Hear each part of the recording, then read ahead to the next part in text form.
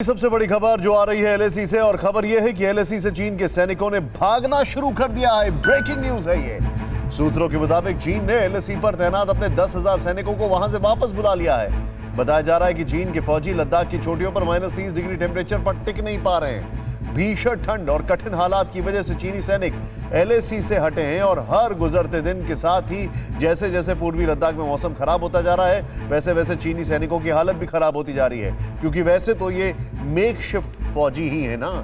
चीन के सैनिक खराब मौसम में मारे जा रहे हैं, बीमार पड़ रहे हैं। सूत्रों के मुताबिक चीन ने अपने 10,000 सैनिकों को फॉरवर्ड एरिया से हटाकर अब पीछे की ओर ले आए हैं। उन्हें 150 किलोमीटर दूर ट्रेनिंग एरिया में पहुंचा दिया गया है। सुमित मेरे सहयोगी मेरे साथ इस वक्त एलएसी से मौजूद है। सुमित, यह रिपोर्ट शॉक नहीं कर रही है मुझे, कहीं पर भी हैरान नहीं कर रही है, लेकिन हां, इसमें अपडेट क्या क्या है? बिल्कुल निशांत, क्योंकि मैं भी यही कहने वाला था कि ये लाइन आप ही की पहली लाइन है, क्योंकि अक्सर आप और मैं इसको लेकर बातचीत करते थे कि चीनी सैनिक जो हैं माउंटेन वॉरफेयर के अंदर कितने ज्यादा पीछे हैं और उनकी हेल्थ कंडीशन बहुत ज्यादा वर्स्ट हो चुकी है। अभी ये खबर आ रही है कि लगातार, क्योंकि जो विंटर्स हैं एलएसी पे बहुत हार्श होते जा रहे हैं, खासतौर पर ईस्टर्न लद्दाख के इलाके में, जहां पर टेम्परेचर जो है -30 से 40 डिग्री तक पहुंच चुका है और लगातार टेम्परेचर और बढ़ने की आशंका है। तो इसी बीच ये खबर आ रही है कि चीन ने अपने करीबन 10,000 सैनिकों को पुल बैक किया है और अपने ट्रेनिंग एरिया इलाकों के अंदर वापस भेजा है। ये रोटेशन से ज्यादा लगातार इमरजेंसी भी कहा जा सकता है, क्योंकि उनके सैनिकों की हालत लगातार उन इलाकों में बहुत खराब हो रही थी निशांत। और ये भी इंपॉर्टेंट कि चीन ने इसको बहुत सीक्रेटिव रखा हुआ है, इसको बाहर नहीं आने दे रहे हैं, क्योंकि चीन को लगता है कि उनके सैनिकों की लगातार बहुत ज्यादा इमेज को टेंट करेगा। लेकिन अभी खबर बिल्कुल सामने है कि करीबन 10,000 सैनिकों को पुल बैक किया है, और वो सिर्फ और सिर्फ हार्श विंटर्स को देखते हुए, क्योंकि चीनी सैनिक जो है वहां के हार्श विंटर्स को सहन नहीं कर पा रहे हैं। लेकिन सुमित, मैं आपसे एक चीज जानना चाहूंगा, जो मैन पावर उनकी नहीं कर पा रही है, क्या वो उसको टेक्नोलॉजी से कॉम्पनसेट करेंगे? क्या आप वहां पर ड्रोन्स का ज्यादा मूवमेंट देख रहे हैं? क्या हमारे फौजी जो हैं वहां पर कुछ और उनके टेक्निकल जो इक्विपमेंट्स हैं उनको ज्यादा देख रहे हैं?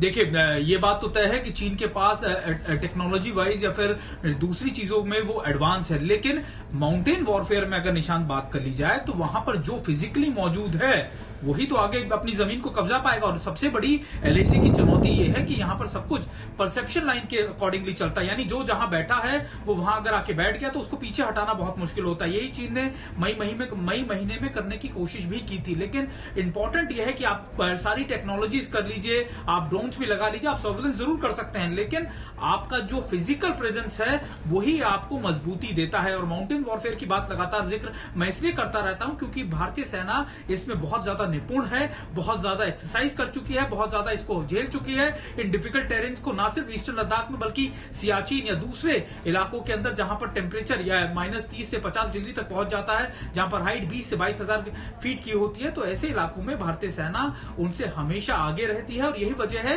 कि चीन को अपने सैनिक सुमित, इस जानकारी के लिए बहुत बहुत शुक्रिया। आपको बीच में रोक रहा हूं, लेकिन एक टर्म हम लोग आज से एक नया टर्म बना लेते हैं सुमित, चीनी सैनिकों के लिए। पेपर टाइगर तो आपने सुना होगा, लेकिन पेपर ड्रैगन्स इनको कहेंगे तो ज्यादा गलत नहीं होगा। पेपर ड्रैगन्स जो हैं वो पूरी तरीके से थर्रा रहे हैं और भीग गए बर्फबारी में। बहुत बहुत शुक्रिया आपका सुमित। न्यूज़ टॉप 9 रोज सुबह 7 बजे और शाम 7 बजे सिर्फ TV9 भारतवर्ष पर।